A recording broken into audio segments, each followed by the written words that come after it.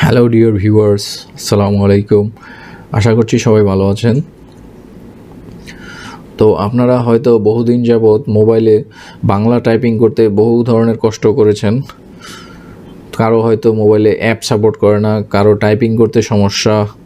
তো বিভিন্ন ধরনের কারণে হয়তো বাংলা টাইপিং করতে আপনাদের সমস্যা হয়েছে। তো সেই সমস্যার সমাধান অলরেডি হয়ে গিয়েছে। এখন আপনি মুখে যা বলবেন তাই বাংলায় টাইপিং হয়ে যাবে, কোনো রকম বানান ভুল ছাড়াই।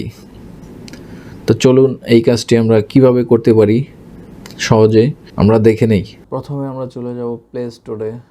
এখান থেকে একটি অ্যাপ ডাউনলোড করব, জি বোর্ড, যা গুগল কর্তৃপক্ষের একটি অ্যাপ। এটিকে আমরা ইনস্টল করেছি অলরেডি। এটিকে এখন ওপেন করব। এখানে সেটিং চেঞ্জ করতে হবে, ইনেবল ইন সেটিংস, এটাতে ক্লিক করব। তারপর এই যে দেখাচ্ছেন তৃতীয় অপশন দেখতে পাচ্ছেন জি বোর্ড মাল্টিলিঙ্গুয়াল টাইপিং, এটা ইনেবল করে দেব। এখানে ওকে দিব। এখানে এখন সিলেক্ট ইনপুট মেথড, এটাতে ক্লিক করব।